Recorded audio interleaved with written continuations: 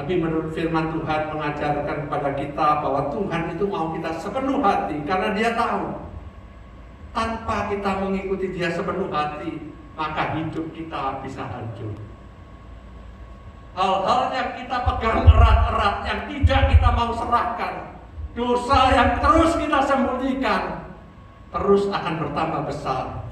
Satu hari yang kita sembunyikan, yang kita pertahankan, yang tidak mau kita serahkan, itulah yang akan menghabisi kita. Kita bisa dengar ada hamba Tuhan besar jatuh karena keuangan. Kita dengar ada hamba Tuhan besar jatuh karena dosa seksual. Kita pikir dari mana kok bisa? Pertanyaannya, apakah itu kejadian yang sekejap? Seperti terpeleset kulit pisang? Saya rasa tidak. Kenapa bisa terjadi? Karena ada hal-hal yang tidak pernah kita serahkan kepada Tuhan. Kita bilang yang ini tidak apa-apa. Saudara, ketika orang baru kenal Tuhan, takut dosa saudara. Ini dosa enggak ya? Ini dosa enggak ya? Kalau saudara ketemu orang baru kenal Tuhan, itu pertanyaannya. Karena dia takut itu akan menyakiti hati Tuhan. Tapi ketika kita sudah lama jadi orang Kristen, ketika kita punya jabatan yang tinggi, ketika kita mulai berkuasa, ketika kita mulai dipakai Tuhan, kita bilang begini, oh dosa ini enggak apa-apa, saya bisa tangani, saya enggak akan jatuh. Kita mulai kompromi. Mulai kompromi itulah yang akhirnya membunuh hidup kita. Bangsa Israel ketika keluar dari Mesir masuk ke tanah Kanaan, Tuhan pesan, habisi semua suku-suku yang ada, habisi semua ternaknya. Tapi orang Israel itu pinter-pinter, saudara, kayak kita itu. Kita pikir Tuhan yang kurang pinter. Dia lihat ternak gemuk-gemuk, lo masa kayak gini dihabisin? Dia lihat ceweknya cantik-cantik, suku-suku itu lumayan buat mantu, lumayan buat serep istri. Oh bukan, gak boleh saudara. Akhirnya tidak dihabisi. Tapi Tuhan tahu kenapa Dia suruh habisi. Ketika bangsa Israel tidak menghabisi itu, akhirnya bangsa Israel jatuh di dalam penyembahan berhala. Israel kita baca bangkit tenggelam, bangkit tenggelam, bangkit tenggelam. Kenapa? Karena yang seharusnya diserahkan tetap dipertahankan. Setiap kita punya hal-hal yang kita sembunyikan dalam hidup, tidak ada yang tahu. Dosa-dosa yang kita tahu, tidak ada yang tahu. Istri nggak tahu, suami nggak tahu, teman dekat, teman kontak tidak ada yang tahu. Kita bilang nggak apa-apa, yang ini saya nggak mau serahkan. Yang tidak kita serahkan akhirnya menghancurkan kehidupan kita. Tuhan mau serahkan semuanya. Ikut Tuhan segenap hati. Kalau kita mau bertemu dengan Dia, mengalami Dia, hanya ada satu syaratnya bagi Tuhan. Sama-sama Dia berikan semuanya, kita berikan semuanya kepada Tuhan. Kenapa kita harus mengikut Tuhan dengan segenap hati? Karena ketika kita mengikut Dia dengan segenap hati, terobosan besar mulai terjadi di dalam kehidupan kita. Ada hari-hari ini orang yang mengatakan keadaan saya masih baik, puji Tuhan. Ada orang-orang yang mengalami hal-hal yang luar biasa mungkin bahkan, puji Tuhan.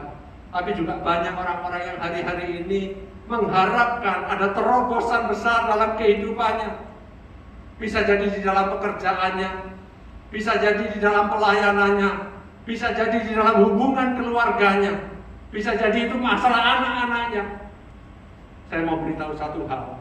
Ketika kita belajar untuk menyerahkan seluruh hidup kita kepada Tuhan, maka terobosan-terobosan besar bisa terjadi dalam hidup kita.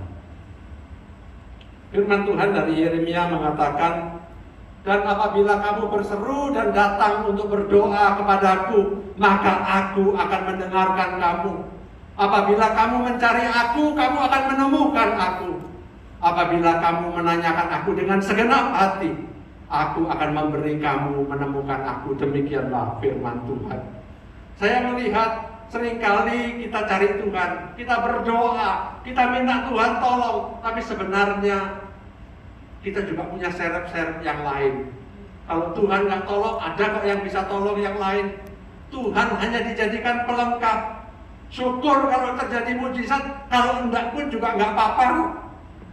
Tapi saya belajar melihat dari firman Tuhan, Orang-orang yang berharap sungguh-sungguh kepada Tuhan, dia menemukan pertolongan Tuhan. Tuhan katakan kalau kita mencari dia dengan segenap hati, Tuhan membiarkan dia ditemukan oleh kita. Ketika kita berdoa sungguh-sungguh, Tuhan menjawab doa-doa kita. Saya membaca cerita tentang Bartimeus, si orang buta. Satu kali Tuhan Yesus datang di kotanya. Tuhan Yesus lewat dan dia mulai memanggil Yesus. Yesus anak Daud, kasihani aku. Yesus anak Daud, kasihani aku. Karena dia terus-terusan ngomong, murid-murid juga bilang, ricu aja. Berhenti sudah, biar tidak usah ramai mengganggu. Apa yang dia lakukan? Dia berhenti tidak. Bartimeus kemudian berteriak kepada Tuhan. Dia katakan, Yesus anak Daud, kasihani aku. Dan dikatakan, firman Tuhan katakan, Yesus berhenti. Dan kemudian menyembuhkan Bartimeus. Pertanyaan saya ketika dia memanggil dengan pelan, apakah Tuhan Yesus tidak dengar? Apakah ketika pertama kali, kedua kali dia memanggil, Yesus tidak dengar? Saya percaya Tuhan bisa mendengar. Tapi seringkali Tuhan biarkan. Tuhan mau lihat seberapa kita sungguh-sungguh membutuhkan dia. Ketika kita sungguh-sungguh mencari dia dengan segenap hati, kita akan melihat pertolongan Tuhan datang dalam kehidupan kita. Saya membaca tentang seorang janda yang pendarahan, wanita yang pendarahan. Sudah 12 tahun firman Tuhan katakan, dia mencari semua tabib yang ada, semua dokter, tapi tidak kunjung sembuh. Dan bukan hanya tidak kunjung sembuh, seluruh hartanya pun habis. Dia tetap pendarahan. Tapi satu hari dia dengar bahwa Yesus datang di desanya. Dia punya pengharapan karena apa? Dia dengar Yesus bisa melakukan mujizat. Dan dia katakan di dalam hatinya, nanti kalau Yesus datang, aku percaya ketika aku pegang aja ujung jubahnya, aku akan sembuh. Maka hari itu ketika Tuhan Yesus lewat, wanita yang pendarahan 12 tahun ini yang sudah mungkin habis tenaganya, habis kekuatannya, dia mulai berjalan, berusaha untuk bisa memegang jubahnya Tuhan Yesus. Dikatakan pada waktu itu orang berdesak-desakan. Mungkin banyak pria-pria besar di sekeliling Tuhan Yesus. Murid-muridnya semua di sekelilingnya. Wanita ini terus berjalan, berusaha terus mendekat. Saya bisa bayangkan dia didesak dari kiri dan kanan, tapi dia bilang, asal aku jamah saja jubahnya, aku pasti sembuh. Sampai satu titik dia menjamah jubah Yesus, dan dia mengalami mujizatnya. Amin. Saya mau tanya saudara, apakah ada yang di Alkitab saudara yang mengatakan ketika wanita itu berjuang untuk mendapati Yesus, Yesus tiba-tiba berhenti dan dia menoleh dan mengatakan, teman-teman tolong minggir semua. Ada wanita yang sudah capek ini, sudah kesakitan, sudah lemes, dia butuh pegang jubah saya. Nggak ada. Tuhan Yesus biarkan perjuangan wanita ini sampai wanita ini mengalami kesembuhan. Ketika wanita ini memegang ujung jubah Yesus, Yesus bertanya sama murid-muridnya, ada orang yang memegang jubahku? Murid-muridnya bilang sama Tuhan Yesus, mana mungkin, orang segini banyak, siapa yang tahu? Tuhan Yesus tahu. Saya percaya ketika kita mulai menyerahkan semuanya kepada Tuhan, mujizat mulai terjadi di dalam kehidupan kita. Amen. When you give your all to God, miracle starts to happen. Pertanyaan saya, seberapa kita menyerahkan hidup kita kepada Tuhan? Siapa pemilik kehidupan kita? Apakah kita pemilik kehidupan kita, Tuhan Yesus hanya sebagai pelengkap untuk kita minta, untuk kita suruh? Atau hidup ini adalah milik Tuhan Yesus? Ketika seluruhnya kita serahkan, Tuhan akan memegang kehidupan kita. Satu kali ketika saya pelayanan, orang yang menjemput saya bercerita banyak. Teman baik ini dulu sempat sekolah Alkitab. Kemudian setelah dia lulus sekolah Alkitab, dia mulai melayani dan akhirnya jadi gembala sidang, menggembalakan jemaat. Tapi di dalam perjalanannya dia dikecewakan, karena kecewa, sakit hati, pahit dan lain sebagainya. Dia memutuskan untuk keluar dari gereja. tidak jadi gembala sidang, tidak bahkan ke gereja sama sekali. Dia bilang sudah nggak usah Tuhan-Tuhanan. Yang penting jadi orang baik. Kemudian karena dia pintar masak, dia buka depot, saudara. Depotnya rame, depotnya sukses, uang mulai masuk. Buka depot lagi, tambah kaya dia. Anaknya lahir 3 orang, anaknya yang paling kecil ini sakit. Sudah umur 3 tahun lebih, tidak bisa jalan. Yang bisa hanya merangkak, tidak bisa ngomong sama sekali. Bahkan buang air di sembarang tempat. Jadi karena buang air di mana-mana, terpaksa meskipun sudah 3 tahun lebih terus dipakein diapers.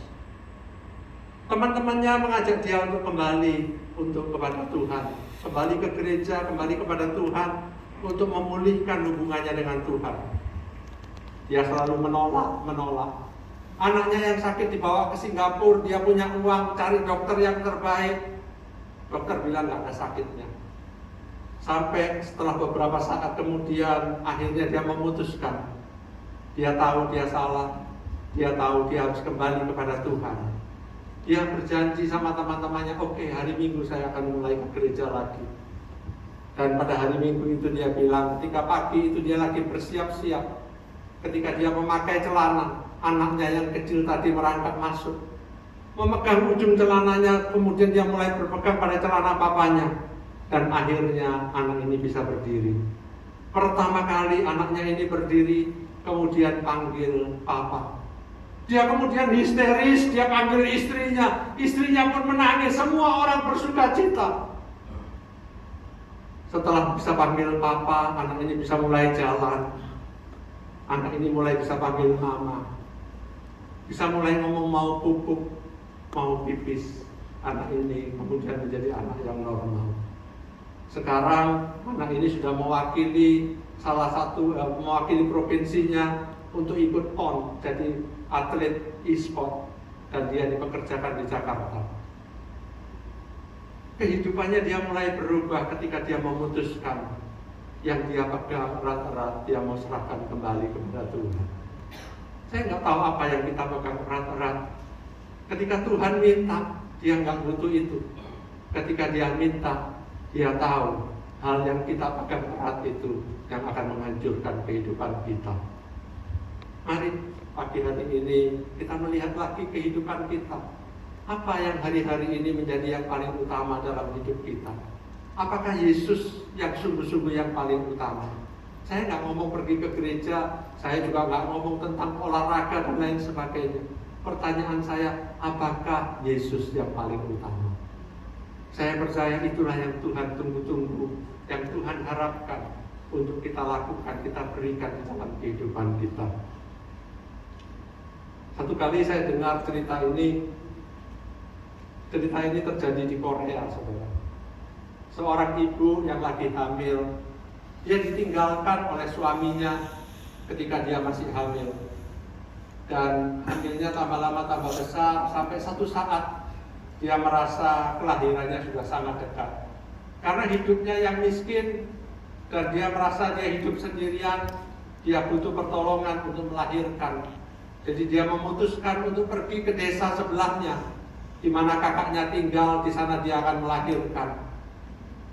Pagi itu dia mulai merasa perutnya mulai kontraksi. Dia merasa bahwa anak ini akan lahir sewaktu-waktu. Jadi dia mulai pak baju-bajunya sedikit untuk ikut pergi ke desa sebelahnya.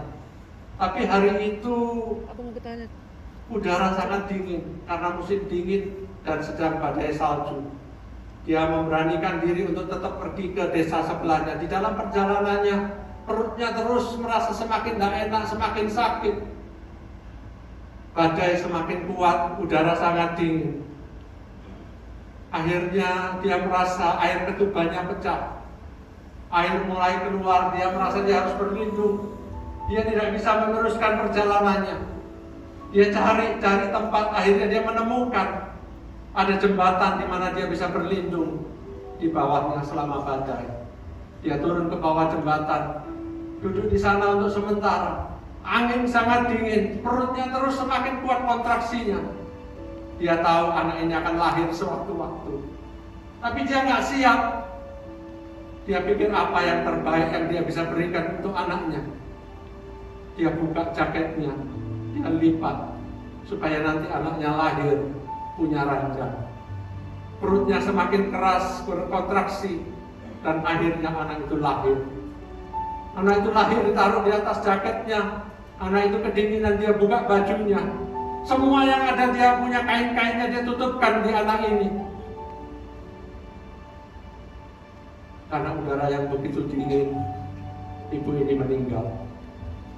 Seorang ibu lewat di sana, seorang Kristen, dia dengar ada anak sedang menangis. Dia cari sumber di mana suara itu. Akhirnya dia temukan di bawah jembatan itu ada seorang anak yang menangis, yang dibungkus dengan baju. Di sampingnya, ibunya hampir tidak pakai apa-apa, mati membengkak. Anak ini dibesarkan di rumahnya.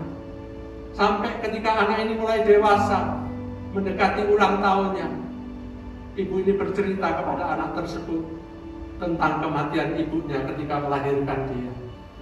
Anak ini bilang, "Mama," dengan mama angkatnya, "boleh enggak nanti aku ulang tahun, aku ke makam mamaku?" Pada hari itu dibawalah dia ke makam mamanya. Pada saat musim dingin juga, dia bilang sama mama angkatnya, "Aku mau ke makam mamaku, biarkan aku punya waktu sendiri." Dia datang ke makam mamanya. Dia berduduk di samping makam mamanya. Kemudian dia bertanya, "Mama, ketika engkau melahirkan aku, apakah udara sedingin ini?" Dia menunggu sebentar, nggak ada jawaban. Dia buka jaketnya, dia taruh di atas makam mamanya. Dia tanya, "Mama, ketika engkau melahirkan aku, apakah udara sedingin ini?" Dia tunggu lagi, nggak ada jawaban. Dia buka sweaternya, dia taruh di atas makam mamanya. Dia tanya lagi, "Mama, ketika engkau melahirkan aku, apakah udara sedingin ini?" Karena nggak ada jawaban, dia buka bajunya, dia taruh di atas makam. Kemudian dia tanya, "Mama, ketika engkau melahirkan aku, apakah udara sedingin ini?" Seorang ibu yang luar biasa, yang berkorban supaya anaknya bisa hidup meskipun dia harus mati. Tapi kita punya seorang Bapa, Tuhan yang memilih untuk mati ganti dosaku dan dosa kita semua. Pernahkah kita bertanya, kenapa Tuhan Engkau harus difitnah? Kenapa Engkau harus dipukuli? Kenapa Engkau harus menanggung mahkota duri? Kenapa Engkau harus memikul salib dan mati di kayu salib yang hina?